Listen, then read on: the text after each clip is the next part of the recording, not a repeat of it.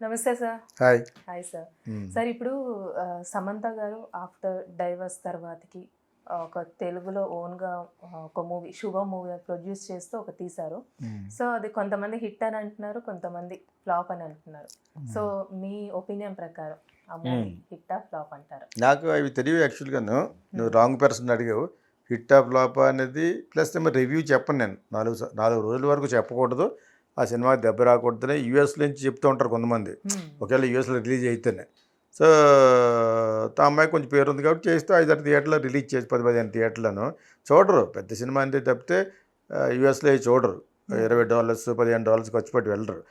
బాగా pan India cinema అనుకుంటే వెళ్తారు. ఈ మధ్య థియేటర్లో రిలీజ్ అయిన సినిమా హిట్ అయితే లక్కీ భాస్కర్ లాగా చూస్తారు. అదైతే ఇటువంటి సినిమాలు చూడరు. ఇప్పుడు హిట్ ఫ్లాప్ గురించి మనం ముందుగానే ప్రెడిక్ట్ చేయడం కంటే ఏది పాపం మంచి తనకున్న పేరుతోటి ఇప్పుడు నాని ఎలాగైతే తీసాడు కోర్టు చిన్న సినిమా, అదేవిధంగా ఇప్పుడు అందరూ ట్రై చేస్తారు. వాళ్ళ పేరు కూడా వర్కౌట్ చేస్తారు. కంటెంట్ బాగుండాలి కదా. మంచి పేరు పెట్టారు శుభం అని. శుభమే శిఖర కళ్యాణి బాప్తిరస్లాగా శుభం జరగాలని కోరుకుంటాం. అంచేత మరి ఏంటో ఆ సినిమా ఏంటో తెలియదు. బట్ ప్రమోషన్ బాగానే చేసుకుంటుంది. అది డబ్బులు పెట్టిందో ఊరికి వాళ్ళ పేరు పెట్టి మిగతా వాళ్ళు ఎవరిని చేసుకుంటానన్నారో తెలియదు కానీ బట్ అసలు సినిమా అంటేనే తెలియదు నా దగ్గర యాడ్ చేసే టైంలో. సో అంచేత తల మెల్లిగా దినదిన ప్రవర్ధమానం చెంది ఆ అమ్మాయి అనుకోకుండా పెద్ద యాక్ట్రెస్ అయిపోయింది. నిజంగా కోరుకోలేదు. నిజంగా కోరుకున్న వాళ్ళకి అవ్వదు. ఈ పూజా హెగ్డే వాళ్ళందరూ కూడా ప్లాన్ చేసి వచ్చారు కదా, వాళ్ళకి ఆ కర్మ సిద్ధాంతం ప్రకారం ఏది ఆడాలో అలాగే తప్పితే మిగతా ఆడలేదు యాక్చువల్గా. అలాగే ఈ అమ్మాయి అన్నీ తన లైఫ్లో ఒక 5-6 సినిమాలు తప్పితే లాస్ట్లోనూ మిగతా అన్నీ కూడా బాగా అంటే ఫేర్ చేసినాయి, వేరే వాళ్ళు తీసినాయి. ఆ టైంలో ఎవడో ఒకడు వచ్చి నీ సమర్పించని పెట్టుకుని కొంచెం ప్రమోషన్ చేసి పెట్టు, సినిమా వస్తే డబ్బు వస్తే తెస్తాను అని ఉంటాడని అనుకుంటాను. ఆ అమ్మాయి పెట్టేసిందని నేను అనుకోను. మరి పెడితే పెట్టించవచ్చు. ఏం చిన్న సినిమా ఏముంది, ఏముంటుంది. ₹1 కోటి, ₹1.5 కోట్లు సినిమా తీయచ్చు ప్రజెంటేషన్ పెట్టుకుని ఆడితే ఆడచ్చు. కోర్టు అంతే ఎంత ఉంటుంది దానికి, ₹1 కోటి ఉంటుంది కోర్టు సినిమాకి. అతను ఆ పేరు పెట్టుకున్నాడు. సినిమా సబ్జెక్ట్ బాగుంది కాబట్టి ఈ సినిమా బాగోకపోతే ఆ సినిమా కూడా చూడొద్దు అనేది కొంచెం సెన్సేషనల్ కామెంట్ చేసాడు హిట్ సినిమా గురించి. సో అంచేత సినిమా కూడా బాగుంది. అది చెప్పేసినంత మాత్రం నమ్మడు కదా, నమ్మేది కదా. సినిమా మేధావి ఏం కాదు కదా దాన్ని నాని అన్నవాడు. అంచేత బాగుంది సినిమా, కంటెంట్ బాగుంది. ఎవరైనా ఆ స్క్రీన్ ప్లేలో ఈ డైలాగ్ ఇక్కడ వస్తే ఇలాగ స్క్రిప్ట్ చదివితేనే ఇంట్రెస్టింగ్గా అనిపించేటట్టుగా బాగుంది. అంటే జస్ట్ ఒక 1 or 2 months under age for major అవ్వడం గురించి తీసిన సినిమా అది. చెప్పి ఈ సినిమా గురించి ఏమో ఆడుతున్నా నేను చూడలేదు. నువ్వు అడిగా నన్ను హిట్ ఆ ఫ్లాప్ అని. నువ్వు అనుకుంటే హిట్ అనుకుంటే అనుకో, ఫ్లాప్ అనుకో మన ఇష్టం అది ఈ స్వతంత్ర భారతదేశంలో. అంచేత నాకు అసలు నేను సినిమా చూడను ముందు. ఎప్పుడు చూస్తాను, కొంతకాలం అయిన తర్వాత ఓటీటీకి వచ్చేస్తుందని వెయిట్ చేస్తాం కొంతమంది. లేదు ఈ సినిమా చాలా బాగుంది అన్నారు కాబట్టి let me enjoy in theatre అని. అది కూడా 10:40కో 11:10కో ఉంది ఇక్కడ ఇన్ఆర్బిట్లో. వెళ్తాను. ఈలోగా వెళ్తే నువ్వు యూట్యూబ్లో మీరైనా అలా మహాడేరా వంగు భోషాన అంటూ ఉంటారు అక్కడ. అంచేత నేను ఆకర్షణకి వెళ్తాను ఇన్ఆర్బిట్కి. అదేప్పుడు మీకు సో పీస్ఫుల్గా చూడదు. అక్కడ పీస్ఫుల్గా చూడవు, ఎవడో వస్తారు లెటక్కమని లోపల నుంచి వెళ్ళి ఇలా కలకాయ పెట్టి ఇలా తీస్తాడు ఫోటో. అంచేత పీస్ఫుల్గా చూడాలనుకుంటాను సినిమాని నేను. కాకపోతే హిట్ అని తెలిస్తే మటు డెఫినెట్గా వెళ్తాను. ఎందుకంటే you must enjoy in theatre. Otherwise ఇక్కడ మన హోమ్ థియేటర్లో కూర్చుని చూస్తాం. కానీ ఇక్కడైతే ఏంటి, సినిమా పూర్తిగా చూడాలని రూల్ లేదు కదా. నాకు ఎప్పుడు పడితే ఆపేసుకుని కాఫీ తాగడం చేస్తాం కదా. అక్కడైతే కంపల్సరీగా సినిమా చూసి చూడాలి. సో ఆ విధంగా ఆడాలనే కోరుకుంటాను. ఎందుకంటే ఇలాగ కొంతమంది ప్రొడక్షన్ స్టార్ట్ చేస్తే ఏమవుతుందంటే కొంతమంది డైరెక్టర్లు కొత్త వాళ్ళు బైక్ రావడానికి వాళ్ళకి అవకాశాలు ఇవ్వడానికి అవకాశం ఉంటుంది. ఆ అమ్మాయి కూడా ఒక ఎస్టాబ్లిష్ అయ్యింది అనుకోండి ప్రొడ్యూసర్గాను, 4-5 కథలు ఉంటే హ్యూమన్గా మూవ్ అయ్యే కథ ఏమైనా ఉంటే ఇంకోటి తీస్తాం మళ్ళీ. అది సక్సెస్ అయితేనే తీయగలరు. సక్సెస్ అవ్వకపోతే నెక్స్ట్ సినిమాకి ఎవడు రాడు. అంటే కథలు చెప్పేవాళ్ళు వస్తారు కానీ సినిమా ఆడలేదు కాబట్టి ఇప్పుడు కోర్టు ఆడింది, అతనికి ఇంక ఎదురు లేకుండా అటువంటి సినిమాలో ఒక 10 తీయచ్చు. నానికి ఎందుకు కంపేర్ చేస్తానంటే తను కమర్షియల్ సినిమాలో యాక్ట్ చేస్తూ ఒక మంచి అందమైన బ్యూటిఫుల్ కంటెంట్ ఉన్న సినిమాని తక్కువలో తీసి నిరూపించాడు. అంచేత అలాగే అందరూ మంచి సినిమాలు ఎలాగ వస్తాయి, మంచి అంటే చిన్న సినిమాలు అందరూ చేయగలిగిన సినిమాలు ఆడాలి. అప్పుడే డైరెక్టర్లు పైకి వస్తారు. డైరెక్టర్లు, కెమెరా పీపుల్ ఆల్ 24 క్యాప్స్ ఎప్పుడు సుభిక్షంగా ఉంటుందంటే వాళ్ళు కూడా పైకి రావాలి. ఏదో ఒక రాజమౌళి ఆడు వెంకటేష్ సినిమాలు అవి కాదు కదా. ఎంతమంది ఉంటుంది అక్కడ రిక్రూట్మెంట్. వీళ్ళే ఎక్కువ మంది ఉంటారు. ఈ కథలు చెప్పేవాళ్ళు కూడా చాలా మంది కొత్త కొత్త వాళ్ళు కొత్త కొత్త ఐడియాలతో వస్తారు. అటువంటి సినిమాలు తుస్సుమనకూడదు నా లెక్క ప్రకారంగా. ఇప్పుడే కాదు, నేను 40 ఏళ్ళ నుంచి కూడా చిన్న సినిమా అనుకున్నది, మంచి సినిమా అనుకున్నది, కంటెంట్ బాగుంటే ఆడాలి. మేమే అలా వచ్చాం. అదేవిధంగా విశ్వనాథ్ గారు సినిమాలు చేసి మేమే చిన్న సినిమా పెద్ద సినిమా అనుకోకుండా ఈ సినిమా కొంచెం అందంగా తీస్తున్నాం కాబట్టి, ఆర్టిస్టిక్గా తీస్తున్నాం కాబట్టి, కళాత్మకంగా తీస్తున్నాం కాబట్టి దానికి నేను పెద్ద పెద్ద టెక్నీషియన్లు పెట్టాను. నేను ఎప్పుడు కూడా చిన్నవాళ్ళు పెట్టలేదు. ఇళయరాజా, నివాస్, సరోజ్ చంద్రపాడి, అనిల్ మల్లాడ్, సురేష్ హర్స్, అందులో ఎడిటర్స్, మ్యూజిక్ అందరూ ఉన్నారు చెప్తున్నాను. All big names. నేను వాటికి టెక్నికల్గా కాంప్రమైజ్ కాలేను. నా స్టాండర్డ్కి బాగా పెద్దవాళ్ళే ఉండాలి. మేబీ ఎదురుగుండా కెమెరా ఎదురుగుండా ఉన్న వాళ్ళు నీలాంటి కొత్త వాళ్ళు కూడా ఉంటుంది, చేంజ్ చేస్తాను. వెనకాల ఉండేవాళ్ళు పెద్దవాళ్ళు పెడతాను అన్నమాట నేను. అది నా పాలసీ. అది I don't do with absolute new cameraman. ఆడికి నేను చెప్తూ కూర్చోవాలి మొత్తం అంతా. ఇది షార్ట్ ఇప్పుడున్న వాళ్ళకి అసలు నమ్మను నేను, ఏ బొంగు తెలియదు చాలామందికి.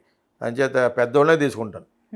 Very big people, camera, cinematographer, music అంటే ఇప్పుడు కొత్తగా బాగానే చేస్తున్నారు. కీబోర్డులు పట్టుకుని ఈ అనూప్ రూబిన్స్ అని ఆ అబ్బాయి పాప చాలా కాలం కష్టపడిన తర్వాత మంచి పాటలు ఇచ్చాడు నాగార్జున సినిమాకి. ఆ విధంగా వచ్చిన వాళ్ళు చాలామంది వచ్చారు. అనిరుద్ధ్ అని, ఆడు ఎక్కడికో వెళ్ళిపోయాడు అనిరుద్ధ్.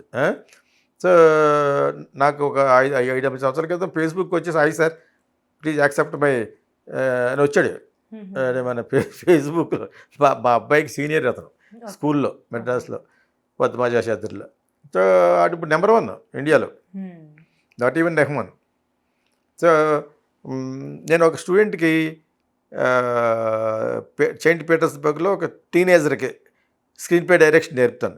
ఇవాళ ఉంది 8:30కి జూమ్లో. నేను ఏదో మ్యూజిక్ గురించి ఏదో వచ్చి నేను కాఫీ తాగి వచ్చినప్పుడు ఏం చేస్తామంటే సాంగ్ వింటున్నాను అన్నాడు. You know watts is age? 13 years. Screen play direction చేస్తున్నాడు. అండర్ ఏజ్ అని చెప్పినా కూడా ఫాదర్ లెట్ హిమ్ లెర్న్ అని చెప్పేసి యంగెస్ట్ డైరెక్టర్ అవుతాడేమో నేను కూడా అనిపిస్తుంది. ఇంటెలిజెంట్ బాయ్, బ్రహ్మల అబ్బాయి. అక్కడ వాళ్ళ ఫాదర్గా వర్క్ చేస్తున్నారన్నమాట. నేను చేస్తున్నాను అడిగాను. అదే సాంగ్ ఏదో అది ఇందాక మీరు పంపించారు అంటున్నానంటే నీకు ఎటువంటి సాంగ్లు ఇష్టం అని అడిగాను సరదాగా. అంటే నాకు ఏది ఇష్టం చెప్పాలి కదా. నాకు ఎస్పి బాలసుబ్రహ్మణ్యం సాంగ్స్ అంటే ఇష్టం లేదన్నాడు. అందరితో అలాగానే మరి అంతకంటే ఎక్కువ కుర్రోడు కదా, అంతకంటే ఎక్కువ అనకూడదని అదే మాట జనరేషన్ గ్యాప్ చూసేవాడిని. మరి ఎవరే ఇష్టం అంటే నాకు సిద్ శ్రీరామ్, అనిరుద్ధ్ వాళ్ళంటే ఇష్టం అన్నాడు. సరిపోయిందా? సీదా జనరేషన్ గ్యాప్ చూసావా? మరి బాలు గారికి పాటలు తెగిపోవడం కారణం ఏంటి? న్యూ వాటర్, న్యూ జనరేషన్, దాన్ని సపోర్ట్ చేయాలంటాను నేను సినిమా తీసినా కూడా కొత్త వాళ్ళు ఎందుకు పెడతానంటే అంటే మ్యూజిక్ వరకు కొత్త వాళ్ళని పెట్టచ్చు, ఇంక ఇళయరాజా అయిపోయింది అని అర్థం. మీకు అర్థమైందా? ఆ కుర్రోడు నేను ఎలా నువ్వు ఇలా చెప్పని నేను అనలేదు కదా. స్టిల్ ఇవాళ కూడా నేర్పుతాను, వచ్చి చూస్తే చూడు. నేను ఇందులో కూడా పెడతాను, ఇన్స్టాగ్రామ్లో పెడతాను. ప్రతి క్లాసు ఒక 1 minute పెడతాను. అంటే వేరే దేశాల్లో ఉన్న వాళ్ళు అర్థం అవుద్దని. సో ఇతను ఇలాగన్నాడు, నేనే ఆశ్చర్యపోలేదు. జనరేషన్ అది. We may not go close to the comparison when it comes to Balasubrahmanyam, S Janaki, పీసు ఏజో ఎప్పుడు అడిగి అసలు అర్థం అవుతుంది అడిగి అటు పుట్టలేదు. వాళ్ళు మంచి పాటలు పాడినప్పుడు, ఎందుకంటే నా సినిమాల పాటలు పాడినప్పుడు పుట్టలేదు కదా. ఇప్పుడు ఏమింటున్నాడు, వెళ్ళి పో మాకైనా అరుతుంటాడు ఆవిడ శ్రీరామ్ గడి ఆడే పాటలు అవి ఇష్టం అవి చెప్పాడు. మరి నీకు ఎవరంటే ఇష్టం అంటే ఆ శ్రీరామ్, అనిరుద్ధ్ చెప్తున్నాడు వాడు. థ్యాంక్స్ అన్నమాట. అతను ఇప్పుడు కుర్రోడు అబ్బాయి, బట్ ఇంటెలిజెంట్ బాయ్. సో ఇంక దానికి మనం అదే బాలసుబ్రహ్మణ్యం పాట ఎందుకు ఇష్టం అనం కదా. జనరేషన్ అది. ఈ జనరేషన్కి వాళ్ళకి ఏం తెలుసు అదే ఇష్టం. వాళ్ళకి పర్టికులర్గా అది ఇష్టం లేదని చెప్పడం అనేది ఇక్కడ కొసమెరుపు. నీకు ఏది ఇష్టం అని చెప్పమంటే చెప్పాలా? ఇప్పుడు నీకు ఆ అమ్మాయిలో ఏ అమ్మాయి ఇష్టం అంటేనే నాకు ఈ అమ్మాయి ఇష్టం లేదండి అంటే కొట్టబుద్ధి వేస్తుంది కదా. సరదాగా అంటాను యాక్చువల్గా. ఇష్టమైన అమ్మాయి అంటే మనం అందరూ బాలసుబ్రహ్మణ్యం వింటున్నాం కదా. పొద్దున్నే సాయంకాలం వరకు బాలుగారి పాటలు వస్తూ ఉంటాయి కదా. దాని గురించి అలా చెప్పాలనిపించింది అతనికి. అది నాకు ఇష్టం ఉండదు అని. ఐ నెవర్ ఎక్స్పెక్టెడ్, కానీ ఐ ఎక్స్పెక్టెడ్ ద ఆన్సర్. తర్వాత డెఫినెట్గా ఈ శ్రీరామ్ ఇటువంటి ఇప్పుడు లేటెస్ట్గా ఉన్న వాళ్ళు ఇష్టపడతాడు అలాగే చెప్పాడు. అందులో అనిరుద్ధ్ ఏమో పెద్ద ఎక్కువ పాటలు పాడాడు అన్నాడు. అనిరుద్ధ్ మ్యూజిక్ డైరెక్టర్ కదా, అతనే పెద్ద పాడాడంటే పాడాడట. ఇందులో జూనియర్ ఎన్టీఆర్ సినిమాల్లో 2-3 సినిమాలు పాడాడట, చాలా బాగుంటాయట చెప్తున్నాడు అతను. అతనికంటే కొంచెం పెద్దోడు గురించి చెప్తాడు అంతే, అర్థమైంది మీకు? No. That is the generation ఇది అనమాట. మీరు ఏం క్వశ్చన్ అడిగా ఇప్పుడు ఇందులోను? సో శుభ మూవీ సంబంధించి శుభంలో ఇంకేముంది బొంగు? రిలీజ్ అయింది, ఆడిందా ఆడలేదా అనేది నువ్వు చెప్పాలి, లేకపోతే అతను చెప్పాలి. ఓకే. నాకైతే తెలీదు. నేను ప్లస్ సినిమా 4 రోజులు ఎవరికి చెప్పను. ఎవరి సినిమా అయినా కూడా మన వల్ల హాని జరగకూడదు ఇంకొకటికి అనేది నా పాలసీ. నా ఈ స్టేజ్లో ఇప్పుడు నేను అనుకునేది ఏంటంటే అదే పాలసీ. నేను అంతా ఆడెవడో నిన్న మీరు అందరిలాగే కమర్షియల్ అన్నాడు, ఎందుకన్నాడు అలా అర్థం లేదు. ఒక కామెంట్, మీరు అందరిలాగే కమర్షియల్ అండి, థ్యాంక్స్. దానికి అందరిలాగా కమర్షియల్ ఎందుకన్నాడు? ఫిల్మ్ స్కూల్లో చేరుతానంటే డబ్బులు కట్టమన్నాను అన్నాడా, లేకపోతే ఈ సోషల్ మీడియాలో మాట్లాడుతున్నట్టు డబ్బులు తీసుకుంటున్నానని చెప్పాను ఎక్కడో దాని గురించి అన్నాడా, ఇంక దేని గురించి అన్నాడు? నేను కమర్షియల్ ఉండకూడదా? నేను గాంధీ గారినా? కాదు. ఇంకోసారి చెప్తున్నాను, వివేకానందన కాదు. I'm also any other person. I'm little knowledgeable and very creative person అంతే. That doesn't mean that I should starve కదా. నేను చాలా క్రియేటివ్ పర్సన్ని, కొత్త వాళ్ళకి అవకాశం ఇస్తాను అని చేత బిస్కెట్ తినేసి సమోసా తినేసి వెళ్ళిపోతూ ఉంటాను అంటానా? Never do that. I will never do that.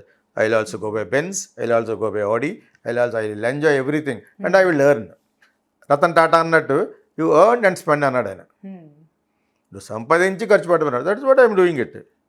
అర్థమైంది మీకు? దానికి మీకు నాలెడ్జ్ ఉండాలి. You must have a flair. సంకల్పం అంటారు తెలుగులో, ఉండాలి కదా.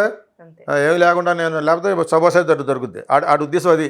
మీరు ఎన్ని గొప్ప గొప్ప మాటలు మాట్లాడతారు కాబట్టి బయటికి వెళ్ళిపోయి ఒక సమోసా తినేసి టీ తాగేసి లేబర్ లాగా వెళ్ళిపోరా? అవి చేయను నేను. I'm the best modern person, most enjoyable, very luxurious person నేను. I will be luxurious till I die. I spend everything only for my luxury. అదే మీకు ఇప్పుడు మీరు అలా ఉండండి అంటున్నాను. దానికి మీరు సంపాదించాలి, కష్టపడాలి. అర్థమైందే? ఫ్రీగా అంతలా కమర్షియల్ కాబట్టి ఇంకెందుకు? సినిమా నాని సినిమా ఆడింది కాబట్టి ఇంకో సినిమా తీస్తాడు, ఆడపోతే పోతాడు. ఏ శుభం కూడా అంతే. ఆ సినిమా ఆడకపోతే గెక్కొని వెళ్ళిపోతుంది. ఇలాగా త్రివిక్రమ్ సినిమాస్ అంటాడు కదా, చేతిలో జేబులో చేయబెట్టిన ఎక్కడ పోతారో నాకు తెలియదని. ఆ విధంగా ఇది కూడా శ్రమ అంతా కూడా జేబులో చేయబెట్టి పోతూ ఉంటుంది, నిజంగా డబ్బులు పెట్టి ఉంటాను. ఆ శుభం గురించి కదా మాట్లాడుకుంటున్నాం. ఇంకా ఆడాలని కోరుకుంటా. కొత్త ఫిల్మ్ మేకర్ సినిమాలు ఎందుకు ఆడాలంటే, లేకపోతే ఇంకో సినిమా తీయరాళ్ళు అంచేత కంటెంట్లో ఒళ్ళు దగ్గర పెట్టి చేయమన్నాను. కంటెంట్ మెయిన్ కంటెంట్ నచ్చాలి, దాంట్లో హృదయం ఉండాలి. అదే నేర్పిస్తాను అక్కడ ఫిల్మ్ స్కూల్లో. What kind of content, what జానరే అంటే దాంట్లో సౌలు ఎలా ఉండాలి, రూల్స్ అండ్ రెగ్యులేషన్ ఉంటాయి. గీతాకృష్ణ ఫిల్మ్ స్కూల్ అంటే జీకేఎఫ్ఎస్ అని ఆ రూల్స్ ఉంటాయి. ఆ రూల్స్ ప్రకారం ఏ టైంలో ఏమి రావాలి ఇవే చెప్తాను. అదే ఫ్రీగా చెప్పనా? నేను అలా పోతూ ఉంటాను, జేబులో చేయబెట్టింది. ఫ్రీగా నేర్పుతాను. వయసు అసలు ఫ్రీ ఏంటండి నన్ను ఇన్స్టాగ్రామ్ వచ్చిన తర్వాత ప్రతి ఒక్కరు ఫ్రీ ఏంటి లాగిద్దంతని వాళ్ళు ఒకళ్ళనే ఎందుకు చెప్తారు ఫ్రీగానే? నువ్వు యాక్టర్స్ అయిపోయి సమంతాన్ని తయారు చేసి మన యాడ్లో పెట్టాను 9,000 ఇచ్చి, ఇప్పుడు ఒక 2 కోట్లు తీసుకుంటాక ఇస్తుందా? తమన్నా ఇస్తుందా కదా? అంచేత ఎవ్రీబడి సినిమా ఫీల్డ్లో ఏ ఫీల్డ్లో అయినా మీరు ఫ్రీగా ఎవరికైనా సర్వీస్ చేస్తే చాలా బిజీగా ఉంటారు మీరు. Never work, time is money. Never work for free. Especially cinema వాళ్ళకి అసలు పని చేయకూడదు. గోస్ట్ రైటర్స్ అని, ఆ రైటర్స్ అని, కథ ఇస్తానని వెళ్ళామనుకో, కథ దొబ్బేసి పంపించేస్తారు ఒక కాఫీ టీ ఇచ్చి. మరి ఆ కథ కూడా డబ్బులు కూడా ఇవ్వరాళ్ళు. అంత విధవన్నారాదులు ఉన్నారు ఇక్కడ. అంచేత సినిమా ఫీల్డ్లో డబ్బులు లేకుండా పని నేను అసలు చేయను, అసలు నేను మాట్లాడిన అసలు నేను తెలుసా మీకు? యూఎస్ నుంచి వాళ్ళని వెబ్ సిరీస్ తీస్తున్నాం వచ్చారు. ఈచ్ ఎపిసోడ్కి 2 lakhs ఇస్తే మాట్లాడతాను, 10 episodsకి 20 lakhs తీసుకున్నాను. ఎందుకు చెప్తానంటే అంత నాకంటే ఎక్కువ తీసుకున్నారు. నేను ఒక రీజనబుల్గా they're only doing web series కాబట్టి ఈచ్ ఎపిసోడ్ 70-80 లక్షల్లో తీస్తున్నారు కాబట్టి okay they can pay this. Everything I done and given them 10 episodsకి. అంతకంటే ఎక్కువ అడగొచ్చు కావాలంటే అది దురాశ అవుద్ది యాక్చువల్గా. If it is movie of 20 crores అనుకోండి అప్పుడు పర్లేదు. So never work. నేనే కాదు మీరు ఎవరు కూడా ఫ్రీగా వర్క్ చేసే కాన్సెప్టే పక్కన పెట్టండి. Earn, enjoy, don't leave this life just like that అని అంటాను నేను. ఈ శుభం తీసినా గొప్పం తీసినా ఏం తీసినా కూడా ఆడాలి బాబు. ఆడకపోతే ఏం తీస్తుంది? ఇంకా శుభం అంటే వెళ్ళిపోతూ ఉంటుంది మెడ్రస్. అంచేత మంచి ఉద్దేశంతో తీసే ఉంటుంది. ఇందాక ఇప్పుడే చూశాను ఇన్స్టాగ్రామ్లో హాయ్ గైస్ అంటుంది. ఏదో కొరోనా కూడా ఎవరు కూర్చున్నారు వెనకాల, వాళ్ళతో కూర్చుని చూసావు నువ్వు? ప్రమోషన్ ఏదో చేస్తుంది యాక్చువల్గా. ఆడాలి పాప. ఆడకపోతే సినిమా మంచి సినిమాలు అలాగే వస్తాయి. ఎనీవే వి విష్ శుభం to do well, but I don't know it's already flop అని తెలియదు నాకు. It has to do well. Thank you so much sir.